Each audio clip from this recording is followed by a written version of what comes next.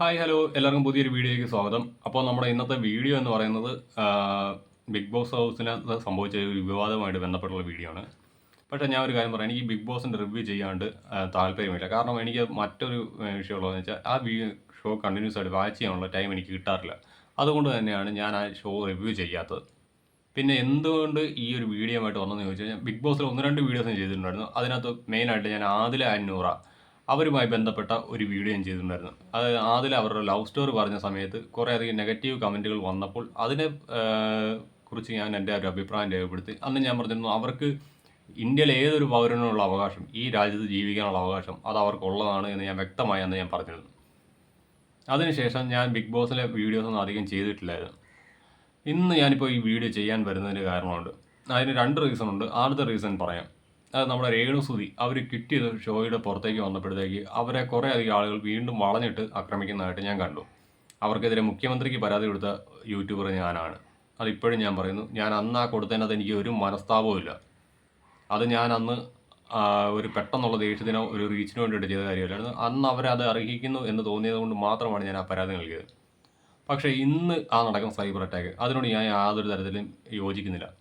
ആദ്യം തന്നെ പറയട്ടെ, ഷെഫീന ബീബി അവർ അവർക്കെതിരെ കൊണ്ടുവന്ന ഒരു ആരോപണം, ആ ആരോപണം ഹനൻ്റെ വോയിസ് ക്ലിപ്പായിരുന്നു. രേണുസുതിക്ക് ഒരു കാരണവശാലും ആ ഷോയിൽ നിൽക്കുന്ന സമയത്ത് അവരറിയില്ല അല്ലെങ്കിൽ അവർ പ്രതികരിക്കില്ല എന്ന് മനസ്സിലാക്കിക്കൊണ്ട് ഒരു ഓഡിയോ ക്ലിപ്പ് പുറത്തു വിട്ടു. അത് രേണുസുതി പുറത്ത് നിന്ന സമയത്ത് ഇവർക്ക് പുറത്തു വിടായിരുന്നു. പക്ഷേ അതിന് തൻ്റെ ഇടം ഇല്ലായിരുന്നു. ആ വിഷയമല്ല ഞാൻ പറയാൻ പറ്റുന്നത്. രേണുസുതി ബിഗ് ബോസ് ഹൗസിൽ നിന്ന് പുറത്തു വന്നപ്പോൾ അവരെ പുറത്താക്കിയതാണ് എന്ന് പറഞ്ഞവരോട് രേണുസുതി ഒരു കണ്ടന്റ് പ്രൊവൈഡ് ചെയ്തില്ലെങ്കിലും അവരെ ബിഗ് ബോസ് വീണ്ടും ആ ഷോയിൽ പിടിച്ചു നിർത്തിയാണ്. ചിലപ്പോൾ ടോപ്പ് 5 വരെ കൊണ്ടുവന്ന ശേഷമായിരിക്കും അവരെ എലിമിനേറ്റ് ചെയ്ത് വിടുക. കാരണം രേണുസുതി ആ ഷോയിലുണ്ടെങ്കിൽ ആ ഷോ വാച്ച് ചെയ്യാണ്ട് കൃത്യമായി 2 ഓഡിയൻസ് എത്തും. ഒന്ന് അവരെ എതിർക്കുന്നവരും ഒന്ന് അവരെ അനുകൂലിക്കുന്നവരും. ആ ഒരു കാര്യം നമ്മളെക്കാളും എല്ലാം നന്നായിട്ട് ബിഗ് ബോസിൻ്റെ ക്രൂവിന് അറിയാം. അതുകൊണ്ട് തന്നെ അവർ ആ സ്ത്രീയെ അവിടെ പിടിച്ചു നിർത്താനുള്ള സകല കാര്യങ്ങൾ ചെയ്യുമായിരുന്നു. അതാണ് വോട്ടിങ്ങിലും അവർ മോശമല്ലായിരുന്നു. അവർക്ക് കൃത്യമായ രീതിയിൽ വോട്ട് കിട്ടുന്നുണ്ടായിരുന്നു. അങ്ങനെ ഇരിക്കെ രേണുസുതി എന്തുകൊണ്ട് പുറത്തേക്ക് വന്നു എന്ന് ചോദിച്ചു കഴിഞ്ഞാൽ, അവരൊരു കൃത്യമായ ട്രോമയിൽ കൂടിയാണ് കടന്നു വരുന്നത്. അത് നിങ്ങൾക്ക് അവരുടെ ആ ബോഡി ലാംഗ്വേജ് പരിശോധിച്ച് കഴിഞ്ഞാൽ മനസ്സിലാവും. രേണുസുതി മുൻകാലങ്ങളിൽ ഓരോ ഓൺലൈൻ മാധ്യമങ്ങളെ കണ്ടു കഴിഞ്ഞാൽ ഇങ്ങോട്ട് വിളിച്ച്, അതായത് അവരുടെ അടുത്ത് ഓടിച്ചെന്ന് ഇൻ്റർവ്യൂസ് കൊടുത്തുകൊണ്ടിരുന്ന ഒരു സ്ത്രീ അവർ ആ ബിഗ് ബോസ് ഹൗസിൽ നിന്ന് വന്നപ്പോൾ അവരുടെ അവസ്ഥ കണ്ടില്ലായിരുന്നു. അത് അവരെ ആകപ്പാടെ തകർന്നു നിൽക്കുകയാണ്. അത് അവരുടെ ബോഡി ലാംഗ്വേജിൽ നിന്നും മനസ്സിലാക്കാം, അവരുടെ ബിഹേവിയറിൽ നിന്നും മനസ്സിലാക്കാം. കാരണമുണ്ട്, അവർ ഒരു കാലഘട്ടത്തിൽ സോഷ്യൽ മീഡിയയിൽ നിറഞ്ഞ സമയത്തൊക്കെ അവരുടെ ഫാമിലിയും അവരുടെ കൂട്ടുകാരും അവർക്കൊപ്പം ഉണ്ടായിരുന്നു. അതിനുശേഷം അവർ ബിഗ് ബോസ് ഹൗസിലേക്ക് ചെന്ന് കഴിഞ്ഞപ്പോൾ അതല്ലായിരുന്നു. നേരെ ഓപ്പോസിറ്റ് ഒരു സമീപനമാണ് അവിടെ ഉണ്ടായത്. അവരെ അനുകൂലിക്കുന്ന ആളുകൾ വളരെ ചുരുക്കമായിരുന്നു. അവർക്കൊപ്പം നിൽക്കുമെന്ന് കരുതിയ അനുമോള് പോലും പലപ്പോഴും അവരെ ആക്രമിച്ചിട്ടുണ്ട്. നമുക്കറിയാം, പേൻപുഴുപ്പ് ആണ്, ഹൈജീൻ ഇല്ല, അങ്ങനെയൊക്കെ പറഞ്ഞുള്ള വിഷയങ്ങളൊക്കെ വന്നാൽ നമ്മൾ കണ്ടതാണ്. എക്സ് ഓർ വൈ അനുമോളെ ഞാൻ ഈ 2 വ്യക്തികളെയും ഞാൻ പേഴ്സണലി സപ്പോർട്ട് ചെയ്യുന്നില്ല എന്ന് പറയട്ടെ. അനുമോളെ എനിക്ക് ഇഷ്ടമാണ്. രേണുസുതിയോട് എനിക്ക് വ്യക്തിപരമായിട്ടുള്ള വിരോധങ്ങളൊന്നുമില്ല. എന്നാലും ഈ 2 പേരെ ഞാൻ പേഴ്സണലി ഇഷ്ടപ്പെടുന്ന വ്യക്തികളല്ല. എനിക്ക് പേഴ്സണലി ഇഷ്ടമുള്ള 2 വ്യക്തികൾ എന്ന് പറയുന്നത് ആദില, നൂറ. അത് തന്നെയാണ് ഇന്നത്തെ എൻ്റെ ടോപ്പിക്ക്. ആദില, നൂറ അവർ ഈ ഷോയിൽ വന്നത് മുതൽ അവരെ കുറേ അധികം ആളുകൾ അറ്റാക്ക് ചെയ്യുന്നുണ്ട്. അന്ന് ഞാൻ പറഞ്ഞിട്ടുണ്ടായിരുന്നു, അതായത് അവരെ കൊണ്ടുവന്നപ്പോൾ ബിഗ് ബോസ് എന്താണ് ഈ സമൂഹത്തിന് എന്ത് മെസ്സേജാണ് നൽകുന്നത് എന്നൊക്കെ ചോദിച്ചുകൊണ്ട് നിരവധി ചോദ്യങ്ങൾ ഈ ഷോയിൽ വന്നിട്ടുണ്ടായിരുന്നു, ഷോയെക്കുറിച്ച് വന്നിട്ടുണ്ടായിരുന്നു. അന്നും ഞാൻ പറഞ്ഞിട്ടുണ്ടായിരുന്നു, അവരെ മാറ്റി നിർത്താനുള്ളതല്ല, അവരെ നമ്മളെല്ലാവരും ചേർത്ത് നിർത്തേണ്ടവരാണെന്ന്.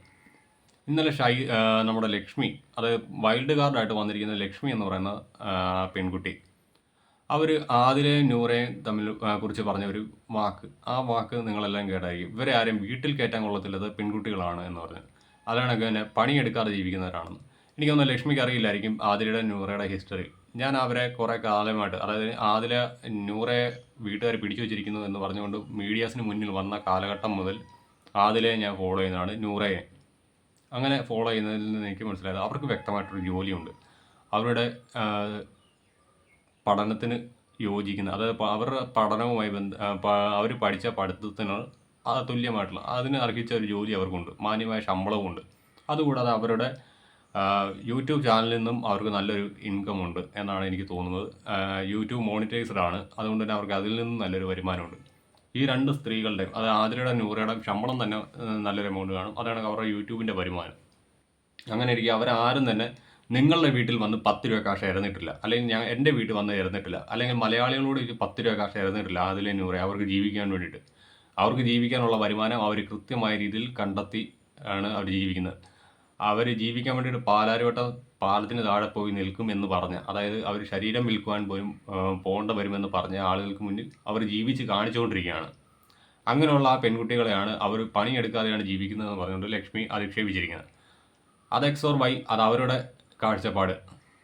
അത് ഞാൻ തിരുത്തുവാൻ തയ്യാറല്ല. അവർക്ക് അറിയാൻ പാടില്ലായിരിക്കും. അവരത് പുറത്തിറങ്ങിയ ശേഷം അവരത് മനസ്സിലാക്കട്ടെ എന്ന് ഞാൻ പറയുന്നുള്ളൂ. പിന്നെ ആദിലയും നൂറയും വീട്ടിൽ കയറ്റാൻ കൊള്ളില്ല എന്ന് പറഞ്ഞ ലക്ഷ്മിയോട് എനിക്ക് പറയാനുള്ളത്, ആദിലയും നൂറേനെ നിങ്ങൾ നിങ്ങളുടെ വീട്ടിൽ കൊണ്ടുവന്ന് സംരക്ഷിക്കേണ്ട ആവശ്യമില്ല. അവർ ഒരു ഫ്ലാറ്റ് ഹയർ ചെയ്തിട്ടുണ്ട്, അവിടെ അവർ റെൻറ്റ് കൊടുത്ത് അവർ താമസിക്കുന്നുണ്ട്.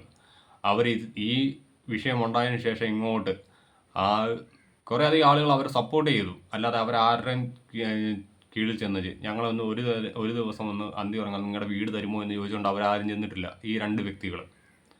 അതുകൊണ്ട് തന്നെ ആ ഒരു ചോദ്യത്തിന് അവിടെ പ്രസക്തിയില്ല. പിന്നെ ആദിലെ നൂറ, അവരെ നിങ്ങൾ അപമാനിക്കുമ്പോൾ നിങ്ങൾ മനസ്സിലാക്കാത്ത ഒരു കാര്യമുണ്ട്. ഇത് നിങ്ങൾക്ക് മാത്രമല്ല ഈ രാജ്യത്ത് ജീവിക്കാനുള്ള അവകാശം ആദിലേക്കും നൂറയ്ക്കും ഉണ്ട്. നിങ്ങൾക്ക് ഈ രാജ്യം നൽകുന്ന എന്ത് അവകാശമാണോ ആ അവകാശം തന്നെ ആദിലേക്കും നൂറയ്ക്കും ഉണ്ട്.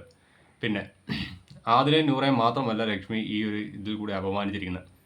LGBTQ കമ്മ്യൂണിറ്റി, ആ കമ്മ്യൂണിറ്റിയെ തന്നെയാണ് ഒന്നടങ്കം ഇവർ അപമാനിച്ചിരിക്കുന്നത്.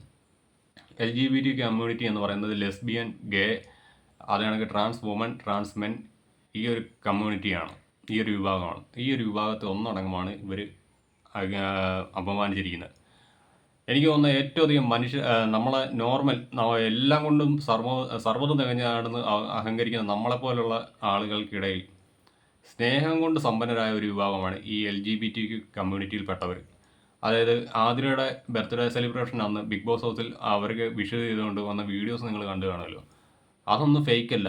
കാരണം ഞാൻ ഈ കമ്മ്യൂണിറ്റിയെക്കുറിച്ച് കഴിഞ്ഞ കുറേ കാലഘട്ടങ്ങളായിട്ട് പഠിച്ചുകൊണ്ട് വരികയാണ്. പക്ഷേ എനിക്ക് അവരെ ഡയറക്റ്റ് ഒരു കോൺടാക്റ്റ് കിട്ടിയിട്ടില്ല. ഈ വീഡിയോ കാണുന്നതിനകത്ത് ആരെങ്കിലും ആ ഒരു കമ്മ്യൂണിറ്റിയിൽപ്പെട്ടവരുണ്ടെങ്കിൽ എന്നെ ഒന്ന് കോൺടാക്ട് ചെയ്യണം. എനിക്ക് നിങ്ങളെ വെയർ അബൌട്ട്സ് ഒന്ന് പഠിക്കാൻ താല്പര്യമുണ്ട്. അതുകൊണ്ടാണ് പറയുന്നത്. ഞാൻ പലരെയും ഫോളോ ചെയ്യുന്നുണ്ട് ഇൻസ്റ്റാഗ്രാം വഴിയൊക്കെ. എൻ്റെ വാക്ക് വിത്ത് വിഷ്ണു എന്ന് പറയുന്ന ഇൻസ്റ്റാഗ്രാം പേജ് വഴി ഞാൻ ഈ LGBT കമ്മ്യൂണിറ്റിയിൽപ്പെട്ട ട്രാൻസ് കമ്മ്യൂണിറ്റിയിൽപ്പെട്ട ആളുകളെ ഫോളോ ചെയ്യുന്നുണ്ട്. അതിൽ നിന്ന് എനിക്ക് മനസ്സിലായത് എൻ്റെ പ്രായമൊക്കെ ഉള്ള ട്രാൻസ് വുമൻസ് ആയിട്ടുള്ള പെൺകുട്ടികൾ, അവർ പൂർണ്ണ അർത്ഥത്തിൽ പെൺകുട്ടികളല്ല, ഇനിയിപ്പോൾ അതും പറഞ്ഞുകൊണ്ട് ആരും വേണ്ട, അവർ 90% പെൺകുട്ടികളാണ്. ബാക്കി ഒരു 10% കൂടി ഉണ്ടെങ്കിൽ അവർ ഒരു ഫുൾ വുമൺ ആവും. അതായത് സ്ത്രീകൾക്കുള്ള ആർത്തവം, ഗർഭം ധരിക്കാനുള്ള കഴിവ് അതും കൂടി വന്നു കഴിഞ്ഞാൽ അവർ മുഴുവനായിട്ടും സ്ത്രീയായി തന്നെ മാറുകയും ചെയ്യും. അങ്ങനെയുള്ള പെൺകുട്ടികൾ, അവരുടെ പ്രൊഫൈൽ ഞാൻ ചെക്ക് ചെയ്യുന്ന സമയത്ത് 18, 20 അല്ലെങ്കിൽ 25 വയസ്സുള്ള പെൺകുട്ടികൾക്കെല്ലാം മക്കളുണ്ട്. തെറ്റിദ്ധരിക്കേണ്ട, ഈ ട്രാൻസ് കമ്മ്യൂണിറ്റിയിലേക്ക് പുതിയതായിട്ട് കടന്നു വരുന്ന കുട്ടികളില്ലേ, ആ കുട്ടികളെല്ലാം ഇവർ അഡോപ്റ്റ് ചെയ്ത് ഓരോരുത്തരും അവരുടെ മക്കളായിട്ട് കൊണ്ടു നടക്കുന്ന ഒരു കാഴ്ച കാണണമെങ്കിൽ, അങ്ങനെ ഒരു കാഴ്ച കാണണമെങ്കിൽ നിങ്ങൾ ആ കമ്മ്യൂണിറ്റിയെ ഫോളോ ചെയ്യണം, അല്ലെങ്കിൽ അവരെക്കുറിച്ച് അറിയാൻ ശ്രമിക്കണം. കാരണം അത്രത്തോളം തങ്ങളുടെ കൂട്ടത്തിലുള്ള ആരും ഒറ്റപ്പെടരുത്. കാരണം സ്വന്തം കുടുംബത്തെയൊക്കെ സ്വന്തം കുടുംബത്തിൽ നിന്നൊക്കെ ആട്ടിപ്പായിച്ച ഇവർക്ക് ഒന്നിച്ച് നിൽക്കുവാനുള്ള, അല്ലെങ്കിൽ അവർക്കറിയാം, ആതിരയ്ക്കും നൂറയ്ക്കും അറിയാം ഒരു കുടുംബത്തിൻ്റെ വാല്യൂ, ഒരു ഫാമിലി എത്രത്തോളം വിലപ്പെട്ടതാണെന്ന് അറിയാം. അതേപോലെ തന്നെ ട്രാൻസ് കമ്മ്യൂണിറ്റിയിൽപ്പെട്ട ഓരോരുത്തർക്കും അറിയാം. അതുകൊണ്ട് തന്നെ തങ്ങളുടെ ഇടയിലേക്ക് പുതിയതായിട്ട് വരുന്ന ആളുകളെല്ലാം സ്വന്തം മക്കളായിട്ടോ സഹോദരങ്ങളായിട്ടോ അഡോപ്റ്റ് ചെയ്ത് അവരെ സംരക്ഷിക്കുന്ന ഒരു മികച്ച ഒരു മാതൃക.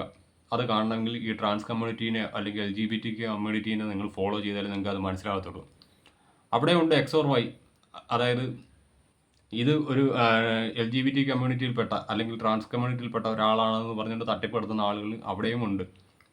പക്ഷെ ആ പറയുന്ന ആളുകളുടെ കാര്യമല്ല പറയുന്നത്. ഇത് കണക്ക് പുതിയതായിട്ട് വരുന്ന ആളുകളെയൊക്കെ സ്വന്തം മക്കളായിട്ടൊക്കെ കാണുന്ന കുറേ അധികം ആളുകളുണ്ട്. അങ്ങനെയുള്ള ആളുകളെയാണ് നിങ്ങൾ അപമാനിച്ചിരിക്കുന്നത്. എനിക്ക് ബിഗ് ബോസ് ഷോയുടെ ക്രൂവിനോട് പറയാനായിട്ട് ഒന്നേ ഉള്ളൂ, ലക്ഷ്മി എന്ന് പറയുന്ന ആളെ യാതൊരു കാരണവശാലും ഇനി ആ ഷോയിൽ തുടരാൻ അനുവദിക്കരുത്. കാരണം മറ്റൊന്നുമില്ല, കഴിഞ്ഞ സീസണിൽ നാദിറ അങ്ങനെയൊക്കെ പറഞ്ഞ് കുറേ അധികം ട്രാൻസ് കമ്മ്യൂണിറ്റിയിൽപ്പെട്ട ആളുകളെയൊക്കെ നിങ്ങൾ കൊണ്ടുവന്നിട്ടുണ്ടായിരുന്നു, കഴിഞ്ഞ സീസണിലും അതിന് മുമ്പത്തെ സീസണിലൊക്കെ.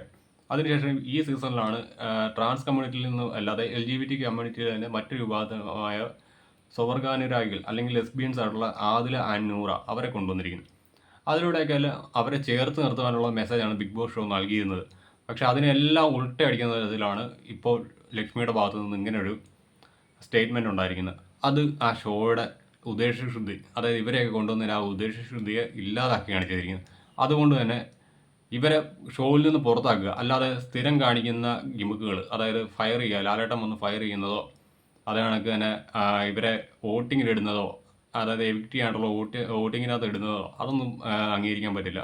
കാരണം ഒരു കമ്മ്യൂണിറ്റി അല്ലെങ്കിൽ ഒരു വിഭാഗം മനുഷ്യരെ, സമൂഹം ഓൾറെഡി അകറ്റി നിർത്തിയിരിക്കുന്ന ഒരു വിഭാഗം മനുഷ്യരെ ചേർത്ത് നിർത്താൻ ശ്രമിക്കുന്ന സമയത്ത് അവരെ വീണ്ടും സമൂഹത്തിന് മുന്നിൽ അപമാനിക്കുന്ന തരത്തിലുള്ള പരാമർശം നടത്തിയ ഈ സ്ത്രീയെ ഇനി ബിഗ് ബോസ് ഹൗസിനകത്ത് വെച്ചുകൊണ്ടിരിക്കരുത് എന്ന് മാത്രമേ എനിക്ക് ഇതിനകത്ത് പറയാനുള്ളൂ.